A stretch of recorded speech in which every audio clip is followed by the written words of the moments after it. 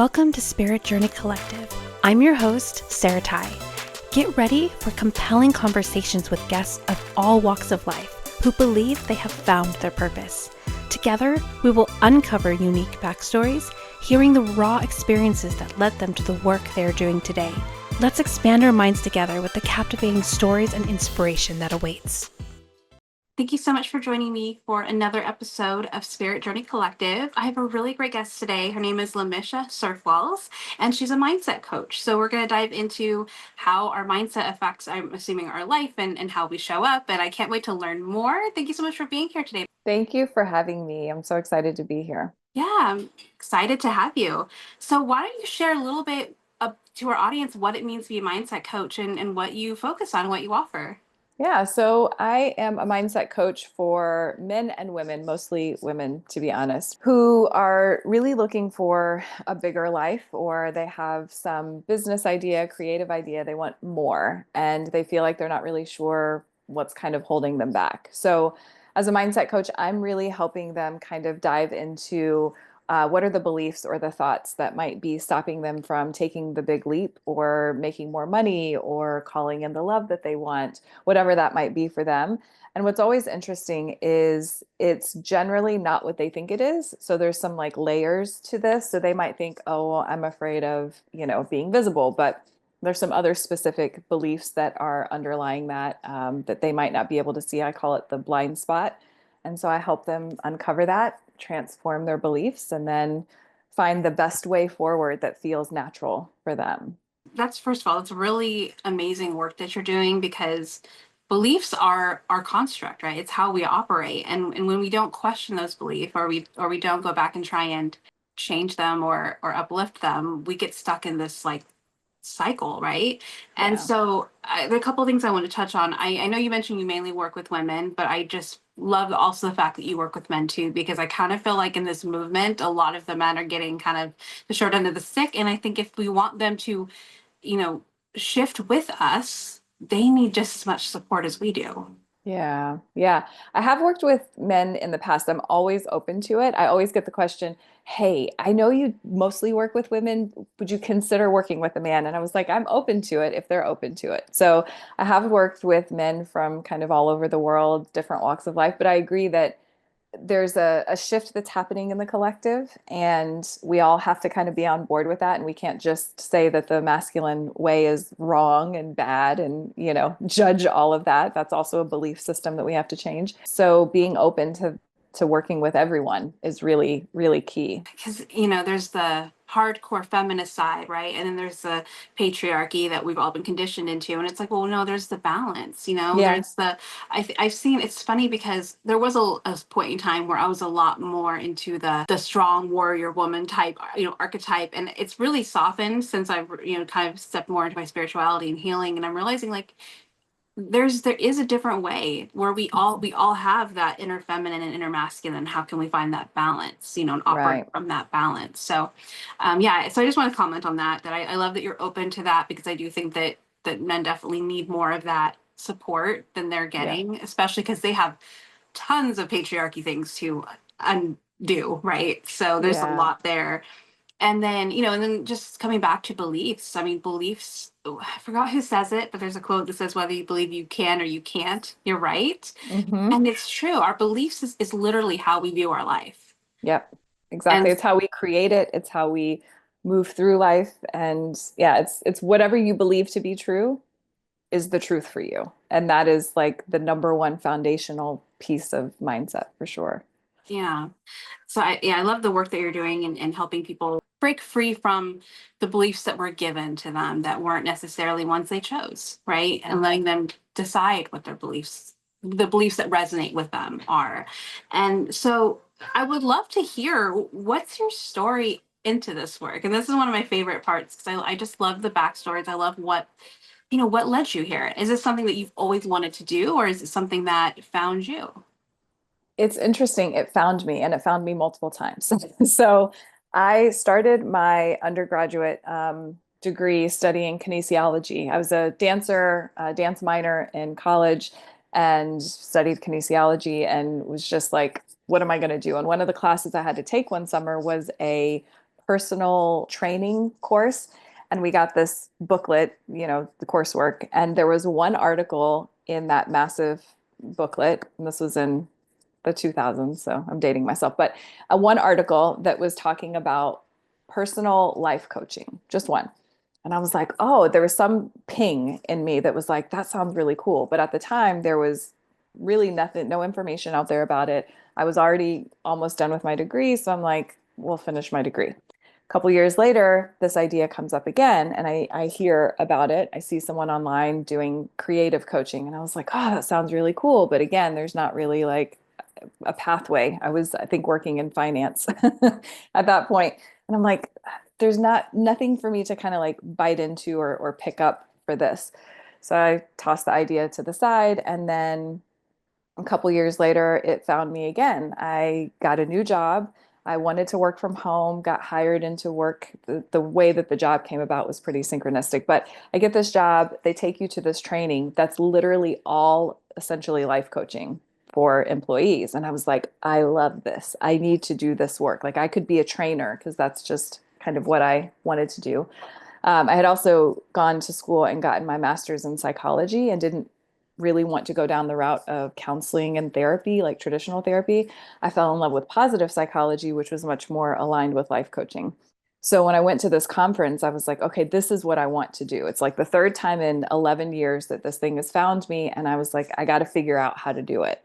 It took a couple more years for me to actually dive in, but I decided at that point that this is what I was meant to do. I'm meant to help people. I've always been sort of the inspiring one, the friend that, people go to. And so that's when I decided, okay, I'm going to try this. I'm going to try this whole life coaching thing.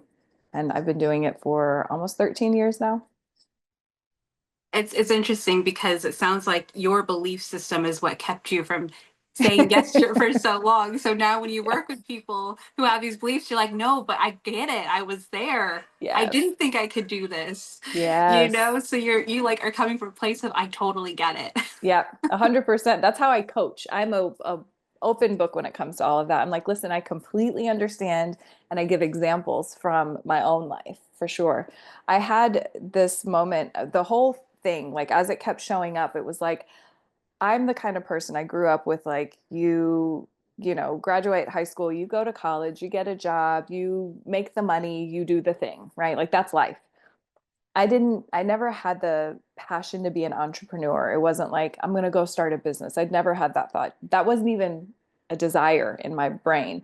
So when I found out about coaching and I saw these people, like they're having their own business, like they're running things, I'm like, I don't know anything about that. I can't do that. And that's where all of my beliefs were like, do I know enough? Do I have to go to school for this? How do I do this? What does that even look like? There were so many beliefs that were wrapped up.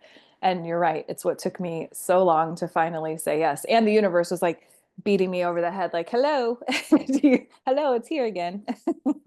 Yes, the universe will do that for sure. I had similar thing with my spiritual journey. So I'm a tarot reader, and I'm an intuitive reader, but tarot is my tool. Okay. And but at first I had to first become a tarot reader, right? Like that was me owning it. But when I was like starting to ask the big questions, like, well, what's my purpose? I've been Hmm. reading tarot for years. It was just something I always had around, but I never took it, I didn't really take it very seriously. And it was like that was the thing that kept coming to me. And that was the thing. I was like, no, no, no one will take me seriously. I'm not doing it. And then it Yep. just and it's funny because it's like the way they get your attention is like it's bigger and bigger each time to where you're finally like, okay, fine, Hmm. fine, Yeah. I will try it. And then I Yeah. fell in love with it. It's So funny how that works. yeah. Well, For it's just sure. proof that, we have these belief systems that we're given, but by other humans, right? And other in society constructs and everything else. But it's like proof that there's something bigger than that, which Yeah. is also proof that we are allowed to change our beliefs, right? Hmm. Yeah, I try to remind people, and it kind of blows their minds when I say this, is that you get to actually choose what you believe to be true. And they're like, that doesn't compute. No, because this is true and this is true. And I said, well, but you get to decide, because whatever you believe, you're always going to find the evidence for that belief, right? Which reinforces the belief. So that's where we get stuck in those cycles. And I said, but what if we could change that? What do you want to believe? It's one of my favorite questions. What do you want to believe? And you see their eyes get big and like their brain kind of explodes and like, I don't even know how to answer that question. I'm like, well, that's what we're going to do together.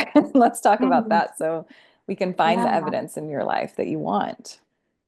Oh my gosh. So that coincides perfectly with how I read the Hierophant card in tarot. Oh, really? The Hierophant card, the way that I read it, it's all about kind of coming back home to yourself and peeling back the programming, like actually looking at what we were given as programming and deciding, is this for me? Is this not for Yeah. me? Do these values align with me, or do these values am I just carrying it because I was told to? And so it's Hmm. asking the big questions, often dealing with pushback because there are people in our life that are like, what are you doing? We gave that Hmm. to you for a reason. Why are you putting it down? Right. And then really learning how to self-govern and have that self-sovereignty and, look more inward than outward. And as far as like what aligns with my values and what I stand for and my beliefs. So so whenever that card comes up, I'm like, oh, okay, we got some things to talk about because either you're Yeah. about to embark on a big journey or you're in the midst of it, right? Yeah, definitely. That makes so much sense. It's again, a lot of this is, you know, you said it perfectly, coming back home to you. And like, I see part of my work is kind of intuitive. So I call it, I go where we need to go. So we'll talk about like the beliefs and things, but then I get imagery and I get what I call impressions. So I don't like see pictures, but I get this impression in these examples and all the things. So as you were talking about that, when I'm working with clients, I see this like little piece of like wisdom that we're all born with, like deep within. And I'm like, that's where we're going. So I'm helping you just find your way back to you. I'm not telling you to believe what I believe. I'm not telling you to use my processes. I'm not telling you to do anything specific. It's not prescriptive. It's the goal is to lead you back to you, your truth, your way, your process, how you get to move about in this world, your beliefs, and what works for you. And I get chills just thinking about it. It's so powerful. Yeah, that is 100% the definition of empowerment Yeah. because you're putting them back in the driver's seat in a life that they've never had that option. Yeah. Yeah. It can be really scary for a lot of people. They're like, I don't know if I can trust that. Like Right. this other thing might not have worked as well for me, or, I haven't loved it, but at least I had like a map or a way of being. Now you're telling me I get to choose anything, choose your own adventure. It's a little scary, but I think doing this work and having someone in whatever, whether it's a mentor or a coach or someone helping you through that can be helpful. Yeah, well, because you're giving them a safe space to explore and to be Yeah. curious. Yeah. And one thing I wanted to mention is, I want to touch on you in your story. You did mention how, I'm assuming you're a millennial. I'm going to guess that. Okay. Yeah. Yeah, same here. So it's funny because when you think about the structure, the boomers, they had a pretty good structure. Like it was Mhm. set. You knew what you did. Yeah. Gen Xers did pretty good about following the structure. I mean, some of them kind of branched out, but mostly they just tried to reenact what the boomers did. By Yeah. the time us millennials got there, things were breaking down. There was Yeah. no real structure anymore. And so I feel like that's why a lot of us tried to do the thing because that's what we were taught and that's what our generations before us did and they were successful. And then Yeah. we started realizing I think there's a combination of, well, one, like if we're going to be working and slaving away, we might as well love what we do. Yes. There's that. But I think we just realized that the systems before just they weren't fulfilling. There wasn't any true happiness. It was literally like you're slaving away and then you get to retire and then you can enjoy your life. But by then you're aging and your health is not great. And it's like, well, what's the point? Yeah. And I feel like we're the first generation to really start to question that. Yeah. When I graduated with my undergrad, I got into a mutual fund company. Like that was the job. I was an assistant in finance in this company. And I remember I was the youngest person in my department. And I remember looking at all of these people that I was working with. And the question that I kept coming back to, call it intuition, I don't know, but I kept coming back to like, if you could do anything, is this it? Like, is this the thing? And I started asking all of my like counterparts in this department, if you could do anything and money wasn't an issue, would you be like, what would you be doing? And they would always give me an answer that wasn't what they were doing. And I couldn't compute in my, like, I knew I wasn't going to stay there forever, but I didn't know what I was going to do. But I was like, this can't be life. This is what it is. And they're like, well, we got bills to pay. I got kids to take care of. I'm like, but isn't there more? Like something so much bigger. When I meet people, you know, usually one of the first things you do is, oh, what do you do for a living? You know what I mean? Like Mhm. that's just how it's like part of our identity, right? And more often than not, one of the questions I'll ask after they answer me is, do you like it? Do you Yeah. enjoy it? Does it bring you happiness? And, you know, and most of the time it's okay, or you know, I don't mind it. You know what I mean? And Yeah. you know, and I understand bills to pay. I mean, I have a day job that, you know, is flexible and that I get to make my own hours, but it's still not what I, you know, want to put all my energy into. But I Yeah. also have passion projects that help fill that up, which I think is like, that's the flip side is if you are in a space where maybe you can't fully go after the thing, how can you start to incorporate it a little bit? You Yeah. know what I mean? Because Exactly. that's still opening the door to shifting your beliefs, to allowing new possibilities in. Yeah. During that time that I was working at that job, as I was asking these questions, a couple of really fun things happened. Woman who I became really good friends with was a singer. She loved singing. She sang all the time. It was one of her passions. And so she decided to audition for American Idol at the time. And it was just this really cool, fun thing for her to do because I had asked that question. And there were two other women that I worked with. One said she would be doing social work. She would go back to school for social work, and she eventually left the company to do that. And another woman said she had some special needs son, and she said she would go back to school and get her degree to be able to work with kids, like to do therapies. And she left the company to do that. And what I'm piecing together now is I've been doing this work. I always said that I've been doing like coaching just in my life. And so the thought that I didn't think I could do it is so interesting because I mean, it was just not official. I wasn't getting paid for it, you know? Do you feel like you found your skill set and your magic and your purpose in the work that you're doing now? It's interesting you ask that. If you would have asked me that this time last year, 100%. Yes, coaching is my passion. I do believe that doing some version of coaching is my passion. Do I think mindset is the passion at the moment? I'm not sure. I feel like I'm in a little bit of a pivot. I've pivoted and had, you know, I guess, different changes and transformations over the 12, 13 years I've been doing this. So it feels like there's some pivot that's emerging. And it might be more related to working with like parents or parents of young children. I have two kids. I've got a 15-year-old son who's on the spectrum and a 2-year-old, almost 3-year-old. So life is really busy and interesting around here. And so there a lot of my time and energy right now outside of work is focused on parenting and managing life. And I'm a military spouse as well. And my spouse is retiring from the military. So we're in like in a state of flux. Something is changing. And it's kind of always been that with our life. So I feel like that is changing. But I think at the core of my purpose, it's always helping and empowering people. I think it's just who I'm empowering and the specificity of that might shift a little. So I do think that coaching in some capacity, coaching, teaching, mentoring is my purpose. Yeah, I'm glad you mentioned that just because, you know, it's important to know that it evolves, right? Like as we grow, our desire and our you know the work we want to do will often change and grow too, and Yeah. that's totally fine. And but I also love how you mentioned that, but there's always going to be a theme, and this theme is empowering Yeah.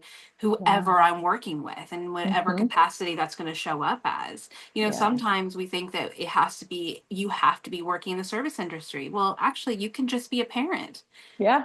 and being that role model to your kids and being that, you know, and doing that work, that is could be your purpose. Or, you know, and you're not even getting paid for it, you're just doing it because Hmm. it's what you're called to do. Or, you know, there's so many different ways it could show up, but I Yeah. do believe that we all have like that special, and I like to call it like magic, or that, you know, that skill set that's like unique to you.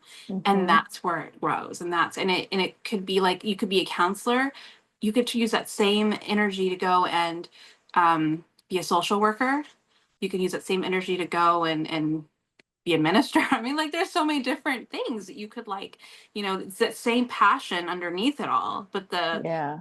the focus, or like you said, the specificity, that like that's what grows and evolves with you. What Yeah. is it, would you say, about what you do that lights you up, that really makes you feel like, oh, this is it? It's so funny. Before I did this kind of coaching, when I was in high school, I was a dancer and in college was minored in dance and also became a dance coach. And I did that for a while. So my favorite thing then and my favorite thing now is the same. It's seeing the realization and the aha and the inspiration of like what you're capable of doing. So my clients, back then it was my dancers, when they do something they didn't think they could do, or they're capable of something, or they tap into some magic, or they tap into some moment, they have a synchronistic story and they're like their eyes light up and they realize how powerful they are. I just got chills. It literally is the best thing ever. And I have a crazy smile on my face when I'm chatting with clients and they're like, I have this story to tell you. I'm like, of course you do, because that's how this works. And it's my favorite thing because again, it's not about me getting them to take my, beliefs or my work. It's I want you to find what works for you. And when they find that and they see the evidence along the way, there's nothing better than that. It's the coolest thing. Yeah. Yeah, I agree 100%. And I feel like that, so that's kind of where I created my definition of purpose, right or wrong, it's how I see it.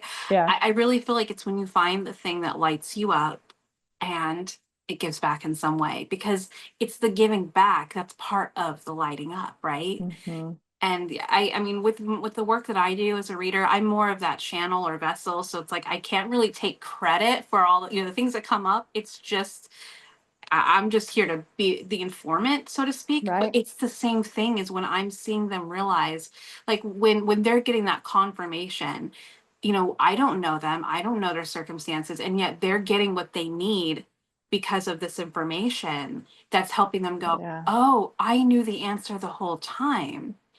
It's that Yes. same thing on my end. It's like, oh my gosh. So because they sat with me and they had this experience, now they are having a small shift happen, or a seed's been planted that's going to, that has the potential to flourish into something more.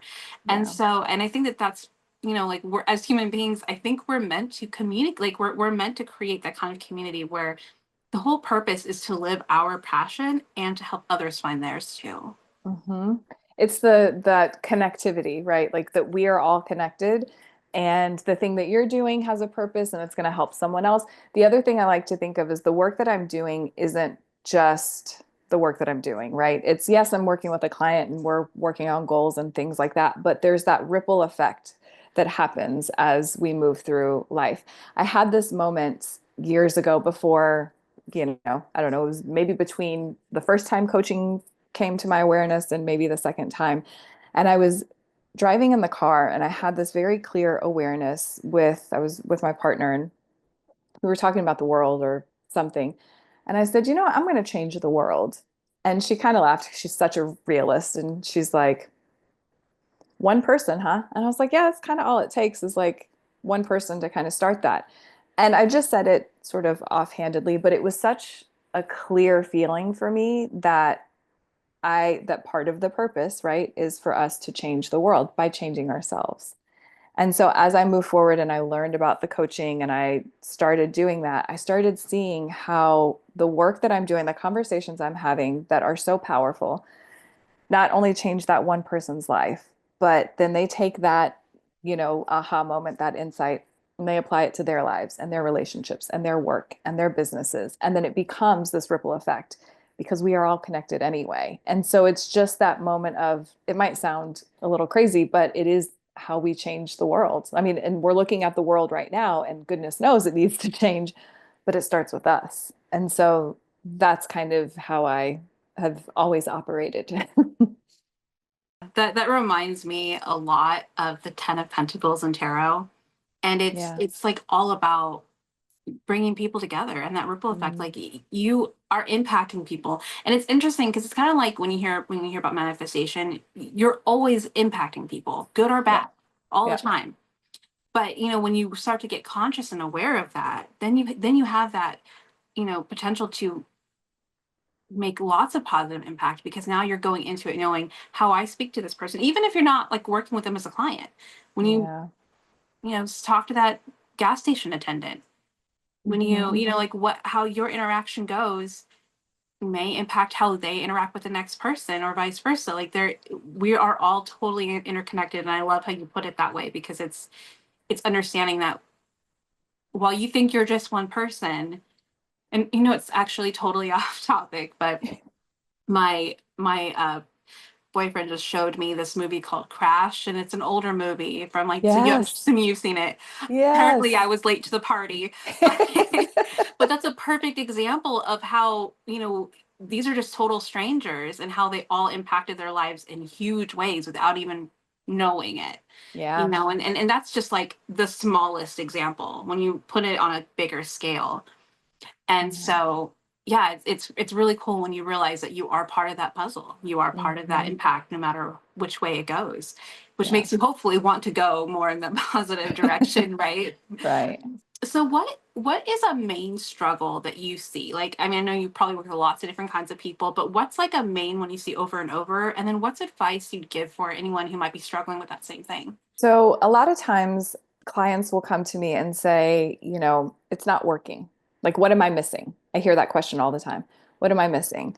And I always come back and say, what if you're not missing anything? And then they're like, do not compute. What does that mean? Not missing anything. And I said, well, the belief that you're missing something, right? If you believe that it's true, then of course you're going to find evidence to support that. So you're going to see that this thing doesn't work, that person didn't respond, the payment didn't come through, whatever the issue is. Um, and you keep going back to, well, if I can figure out that thing, and it can be, what am I missing in terms of, like, I have clients sometimes that look at their sabotage. I must be sabotaging. What am I missing? I'm not doing enough. What am I missing? Right? What's the one action? What's the one piece that I'm missing to do X, Y, and Z? And what I remind them is that they're not missing anything. They have everything that they need, which is also a kind of frustrating realization, but also like, if I have it, where is it? And then point me to it, right? But it's just trying to help them shift their thinking from what am I missing to what do I have?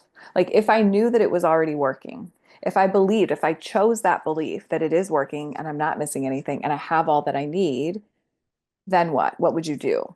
And when we unlock that, then it's like, oh, actually, I'm not missing anything. I'm just looking at it in a weird way, right? I'm looking at what I don't have versus actually all the things that are working and what I can do and what I do have. So it's that, right? I think we all, that's our very human side. That's like, I need to figure out said problem, and your brain is going to spin on that problem. If it sees it as a problem, it's going to sit on that problem until it finds a solution, but it doesn't find a solution. That's not how we do it. Not everyone wants to talk about their situation or life questions out loud, and that's okay. That's why my email tarot readings are a perfect fit for the inward seekers, the ones who feel deeply, process everything, and don't always have the words or the energy for a live session. Here's how it works. You send your question, I tune in, pull cards, and record a 17 to 25 minute voice message, channeling what comes through around your question and situation. You'll also receive a photo of the cards pulled, all delivered to your inbox within 24 hours. My intention is always to honor your journey with sincerity and heart-aligned guidance. If this feels like the kind of support you've been craving, let's connect. You can find me at the link below or at www.spiritjourneycollective.com. Yeah, I just was reading a book called I think it's The Power of Now by Eckhart Tolle, and he talks about like the mind. It's supposed to be this wonderful tool, and it absolutely is when it's used in that way. Yeah. But when we think that the mind is the only way to, figure things out, that's where we get in that, where we start focusing so much on the problem, we're not even looking at the solution. It's just like, well, that's the problem. That reminds me. So sorry, I speak in tarot. Yeah. It brings two different things to mind for me. Like the first one it brings to mind is the Eight of Swords. And Mm, that one is all about being trapped. Like you feel like you're trapped. You feel like you're literally tethered and bound, and you're like, well, there's nowhere to go. yeah. but it's literally the bounds and the chains, all of that's up here. Like you're not Mm-hmm. actually trapped or tethered. And so the analogy I use for that is it's like you're in a locked room and you're trying to break down this door and you're throwing everything you can at the door. It's not budging, but you're so focused on the door, you don't see the open window that's right next to it. Uh-huh. And Yeah. it's just like when you're able to peel back, there's many ways forward. It's not, but we're so focused on, well, it has to only be this way, and this way has a big roadblock on it. And so it's like, but shift, maybe there's a rerouting option, and there always is. And Yeah. then another thing you mentioned made me think of how I read the lovers. And how I Mm. read the lovers isn't like romantically, it's more talking about like looking outside of you for the thing that's going to Mm-hmm. make you whole or make you feel like you can do what you need to do or accomplish what you need to accomplish. So like once I get that promotion, once I get that relationship, once I lose 20 pounds, once I lose Yeah. whatever, like once I get the thing that's out there somewhere to fill a void in here, then I'll be what I need. And the whole idea is, well, hold on, you're already whole. Like there is Yeah. no incomplete souls walking around out there. We all have what we need. So then how can you shift your perspective to what is it that that promotion is going to give me and how can I create that now? What is Yeah. it that I want from, like, what do I feel like a relationship's going to give me, and how can I start to create that for myself now? So that way when you do meet the person, they're not your all end all be all, they're just a beautiful addition to your life. Yeah, it's so interesting. One of the things that when they're looking at what am I missing or they're looking at this problem, and I just sent a message to a client this morning about this because we were talking about this the other day, is I'll pose a question to them that a coach posed to me, which is, what if that's not a problem? And they're like, what if it's not? I don't understand, right? It's that, and what's so funny about this work is I ask a question and it literally stops whatever thought is happening for them, and they stop spinning on whatever it is and they stop, and we interrupt the cycle. That's also part of the process. We interrupt the cycle and we get them thinking about something that is going to lead to empowerment. But that question is, what if it's not a problem? It just, you sit with it for a second and you go, oh, what if it's not actually a block? What if it's not something you need to solve? What if it's actually okay? And then there's this calm and peace that happens, and they kind of lean back and they go, oh, I didn't know that was an option. Gosh, that's powerful. I mean, and now I'm like trying to think like, oh, well, how can I use that? Because Yeah. like what came to mind for me is I have been wanting to do TikTok lives for a while, but when I Yeah. get in front of the camera, it's so funny. I can do a recorded podcast, but probably because in my mind I'm like, I can edit it if I say something weird or whatever. But when Yeah. you're live, and I don't know how to speak, and I get weird and awkward, and I just assume like I'm just awkward and weird and live, and it's a problem. But when you pose that question, I know like that's where my brain went was, am I being awkward and weird, or is that our problem, or why do I have to overthink this? Why, it just kind of it just opened up like a whole floodgate of things that I didn't expect. So Yeah. that's a great question on no matter what it is. Yeah. Yeah. And then your brain, if it's not a problem, your brain doesn't have to solve for it. So if it's not a problem, then you just go, huh, okay. And again, I got chills with that. So it's always the confirmation. But if it's not a problem, then you don't have to solve for it. And I go a step further and I say, okay, if it's not a problem and you don't have to solve for it, and what if whatever is unfolding, well, let's use your example. What if you come across or you feel awkward? What if that actually doesn't impact whatever you're ultimately wanting to do? So if you're wanting to get more followers or you're wanting to get more people to, sign up to do readings, what if it doesn't inhibit that? It's not a problem at all. It's just part of the process, part of the path. Then you might still feel a little weird about it, but it doesn't have to be something you have to overcome, because then it becomes that thing that you have to leap over or that block that you have to move or that thing you have to figure out. But if it's not a problem, then it just doesn't have to be a problem. It's like a brain, I call it brain mind gymnastics. Yeah, no, and that makes sense too, because then you're freeing up the part of you that's trying to down that's making you feel small because of it now no longer has that space or doesn't have that evidence anymore. And then I like that too, because there's an out that really leans you into surrender, that leans Yeah. you into, oh, the people who were meant to find me will find me. Yes. And then Yeah. it, because I mean this is a different situation, but I do farmers market sometimes, and it's really funny because even though a lot more people are more open to tarot, it still has a lot of stigma. And Yeah. so most of the time people go out of their way to really avoid my tent. I mean, either they'll do the side eye and they'll quickly look away, or they'll like walk a huge arc around my tent. And I've learned to just kind of be like, okay, like I've learned to just be like, the people who are meant to sit with me are going to sit with me, and they Yeah. always do. And I always feel like the people who find me were meant to. And Yeah. so I've learned to just like almost laugh at it, like I'm not scaring you guys, I promise. Yeah. But I had to shift that, because initially I felt kind of like, the pariah. And then I had to be like, it's okay, because someone who needs to see me will see me, and it's totally fine. And once I shifted that perspective, now it's almost like a game. I'm like, who's gonna avoid me today? but Yeah. but not like in a, you know not in like a degrading way for myself, just more like, let's see, but I'm always, always smiling to people, always, welcoming, and it just kind of see what happens. But it did take that mindset of like taking it out of it being a problem, and Hmm. trusting that. And again, that surrender of, those who want to sit with me will sit with me, and I'm going to Yeah. trust that. Yep. Absolutely. Yeah. It's really powerful if you can come at it from that place of that. What if it's not a problem? It's such a great question to ask. Such a great question. It'll stop the cycle of thought, and then it just gets your brain to almost go quiet, because it's like, oh, okay, well, what do I do with all my time if I don't have to solve that? What do I do? Give And it a well, try. coming back to Eckhart Tolle, I mean, we are the observers, according to him and his perspective. Like, our soul is the observer. We're Right. the one looking out, and it's the brain that's spinning. And again, like, the brain isn't bad, the ego isn't bad. It's literally just here to solve problems, right? Yeah. So when you give it a different option, because which reminds me of the Ace of Swords, which talks about how you use your mind is up to you. You Hmm. can use it as your ally, or you can use it as, or it could be your enemy, and it depends on how you use it. So it's like reminding yourself that your mind is literally a giant computer, and are you gonna, let it run you, or are you gonna run it?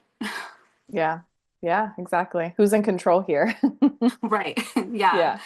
Oh my gosh. I'm definitely gonna write that one down, because that's a really, really cool question. So from here, I would love to shift to what I like to call synchronicity story time. And Yes. it's just one of my favorite segments. I feel like it's like we get to talk about everyday magic, and it's kind of like the evidence sort of, of it being out there. I love stories like that. Do you have a fun synchronistic story that you could share? I do. At the time, I didn't realize that it was such a synchronicity, but looking back, it's just part of the journey. So during the time of my life where I was like questioning and trying to figure out what I was going to do, I had just moved to a new city to be with my partner, and it's like a small town. I worked a couple of jobs, like was just trying to figure things out. And I was driving home from work one day, and I've driven the same path for, months. And there was a used bookstore on the corner. I had never stepped foot in this used bookstore, never needed to, never had a desire. And at this date, like I was just driving home from work, it caught my eye. No reason to go in there, but was like, go to the bookstore. Like, okay, I haven't been reading books, don't know why I'm going to the bookstore. And I'm walking around and I don't know what I'm looking for.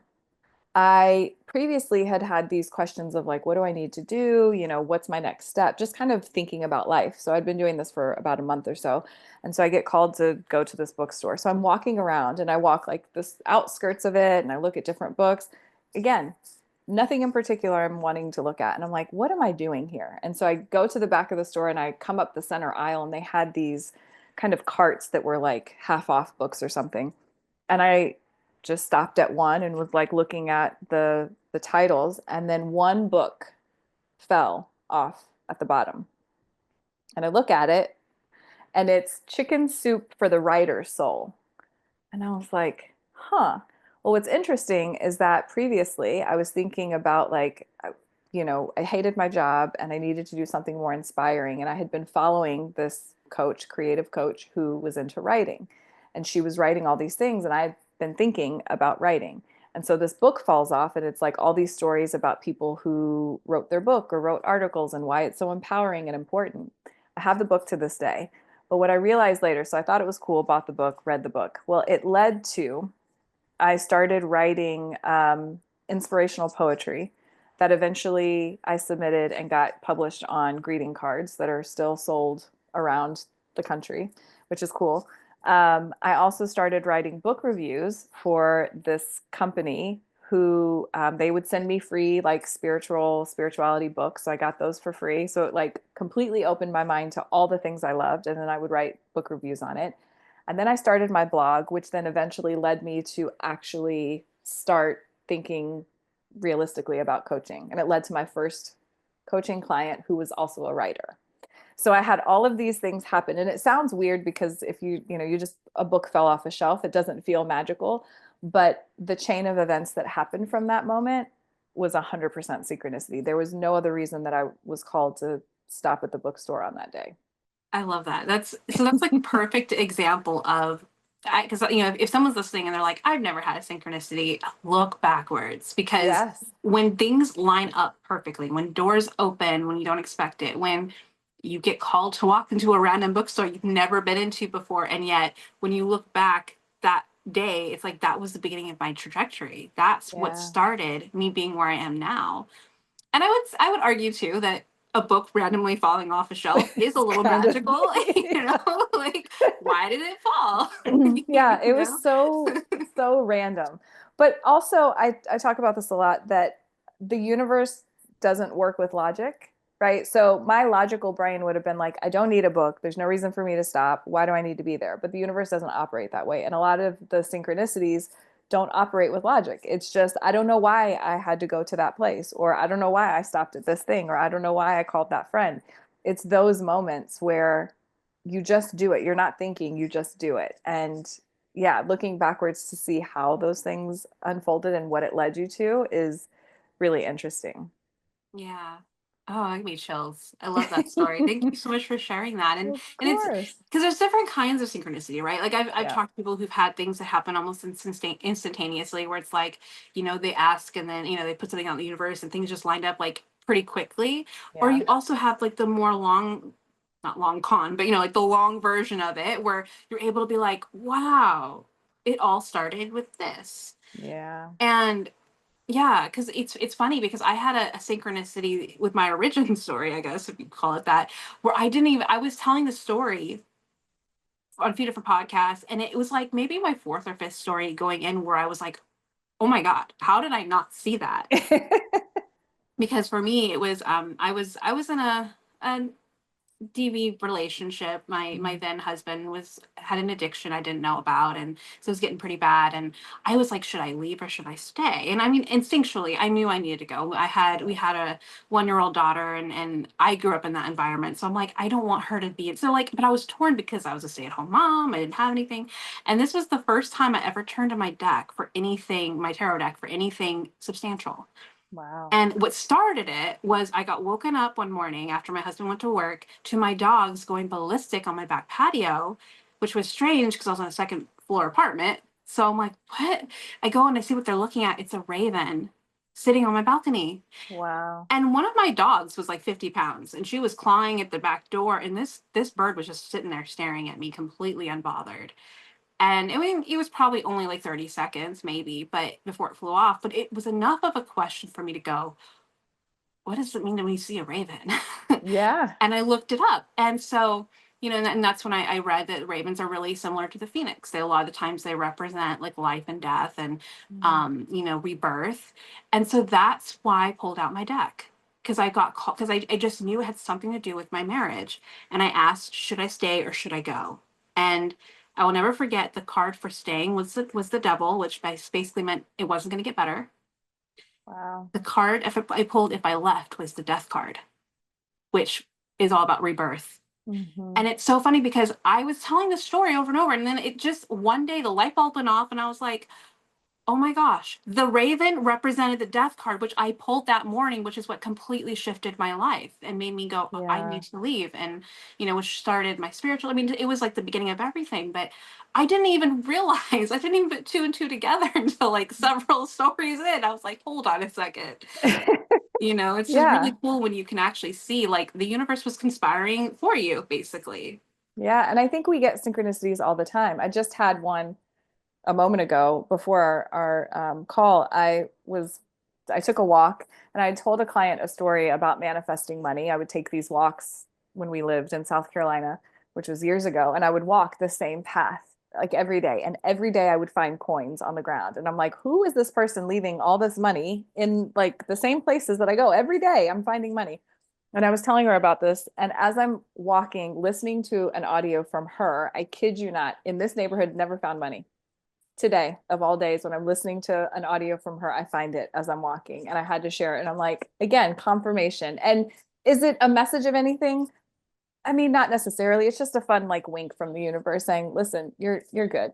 You're on the right path." You know, it's just fun. I love getting those quotes, songs, animals, all the things. And then a butterfly flew into my face. I'm picking up the quarter. I'm like, oh my gosh! And this butterfly just like flutters around my head and then flies away. I'm like, this is wild. What are the odds of both of those things lighting up? Oh my gosh, chills. Um, so the final question I'd love to ask is, what kind of a legacy would you like to leave for future generations? What's something that you think future generations could really take and utilize in a way that, maybe we weren't able to in our generation? That you can trust yourself, that you have the answers, that you have all that you need. I think that we live in a society that doesn't always honor that and doesn't always teach us how to listen to that. You know, our elders know more, the government knows more, your boss knows more, whoever.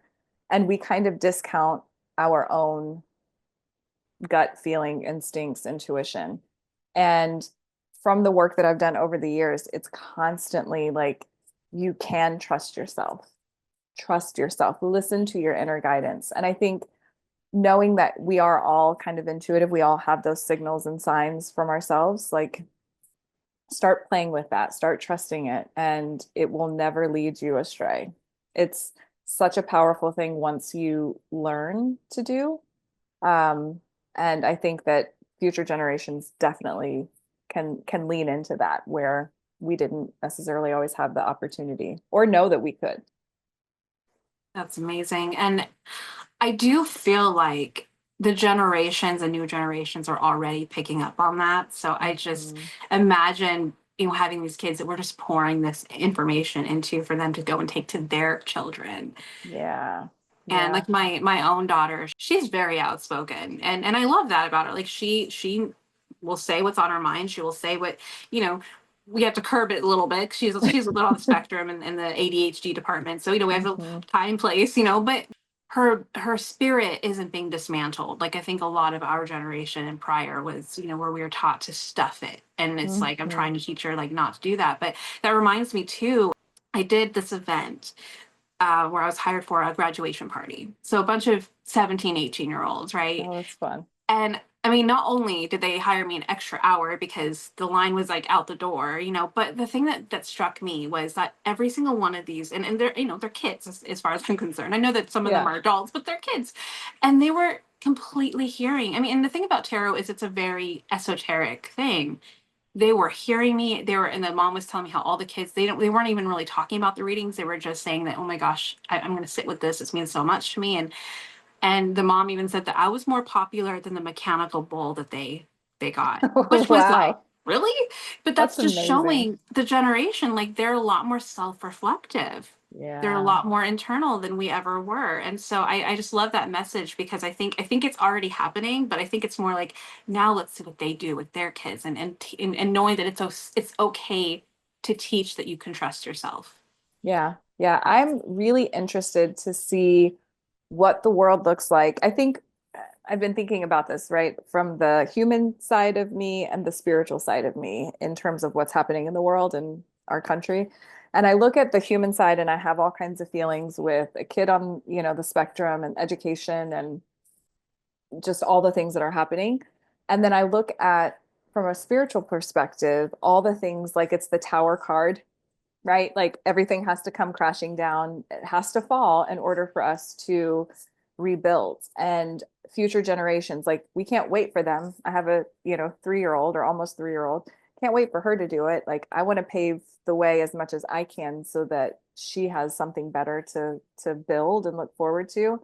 But I'm really interested to see where we're headed because it has to be better than where we've been. Like that is honestly the only thing that's keeping me as grounded and as positive, I think, is like going back to that question, what if this isn't a problem? And I know it feels like a big problem, but what if this is actually part of the solution? Okay, so this you saying that is a giant synchronicity for me. I just have to say, because Wow.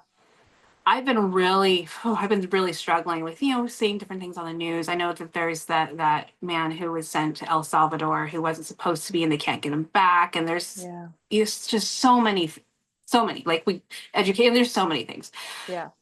And so I'm torn between the activist in me and the let's bring people together and just focus on the love. And it's Yeah. like that seems so passive, right? Yeah.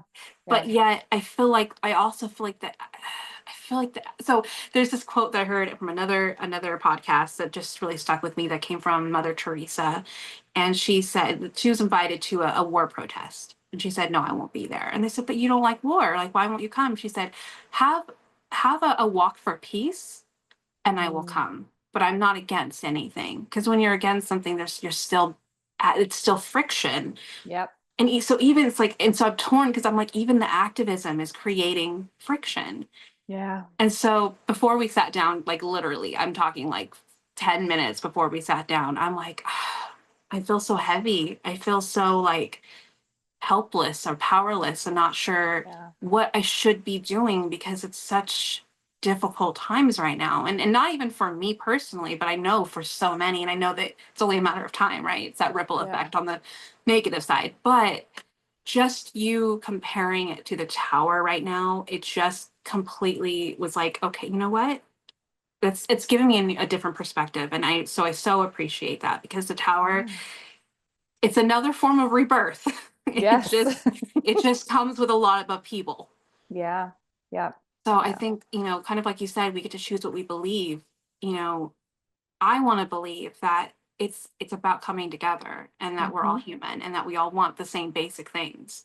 Yeah. And if we can focus on that, that can, like you said, one person can change the world, with these messages. So thank you. Yeah, you're welcome. Yeah, it's something I've been wrestling with. I think we have to feel our human feelings that come up for sure. There have been lots of tears and like what is happening and all the feelings. And then sort of a grounding in, okay, now what? What's my part to do? And I am with you and like, should I be doing more?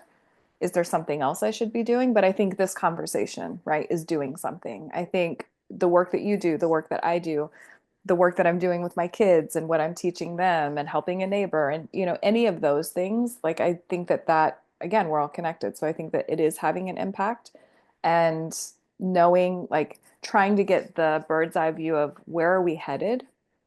And I really am hanging on to the belief, and I choose the belief that we're headed to higher ground, better, a better world. It's going to be a bumpy ride to get there, because, we have to dismantle all the things that don't work. And there's a lot of stuff that doesn't work, and it's going to not look pretty. And Yeah, unfortunately, that's part of it. And we just have to keep doing what we're doing to love each other and be kind to one another as much as possible.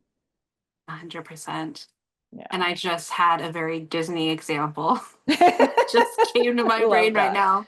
Have you seen Encanto? Yes. The very end, when it all fell apart because of the beliefs that were dismantling it from within. And the Yes. family came together, and the town came together to help them rebuild, and it was even Yeah. stronger than before. So Love that. That's yeah. perfect. Yes, I think that that's ultimately what we're doing. And I'm so excited. I was thinking about my grandmother. She's 95 years old.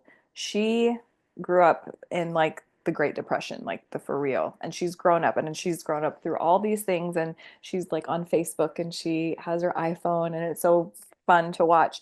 But I imagine what she has seen in her lifetime. And then I Mhm. imagine what we have seen just in our lifetime up to this point, and where we will end up, and the stories we'll be able to tell, and to be able to, yes, go through some of the toughest times, to be able to see the brighter times on the other side. Like, I keep bringing myself back to that, and I think reinforcing that we get to create that, because we are in the powerful position, not by fight and might, but in our minds and and spirits for sure.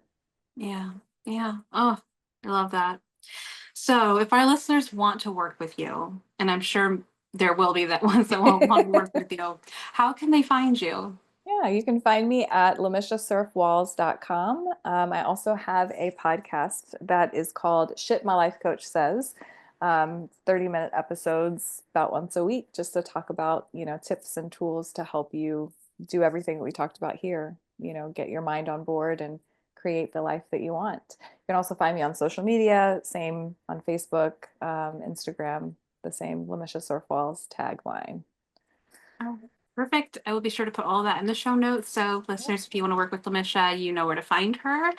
And thank you so much. I mean, like, this was not only a really great conversation, but I just feel like, because I'm not gonna lie, I wasn't really sure I wanted to do this because of how heavy I was feeling. And like, so Yeah.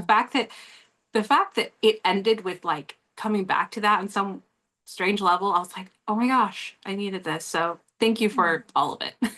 Well, thank you for having me. I'm so glad that we did this. Thank you. I appreciate it.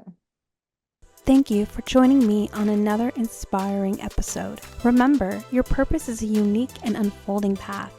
I hope these conversations have ignited a spark within you. Until next time, keep exploring, growing, and embracing the beautiful adventure of connecting with your purpose. Stay tuned for more meaningful conversations. If you're wanting more, consider joining our free Facebook community called Spirit Journey Collective, your haven for spiritual exploration and personal growth. Dive into a supportive community where sharing spiritual experiences is encouraged. Unlock the power of intuition, embark on a journey of self-discovery, and connect with like-minded souls. If this sounds like a community you'd love to plug into, the link is in the show notes below. If you enjoyed the episode today, don't forget to like, share, and subscribe. And thank you for joining me on this journey.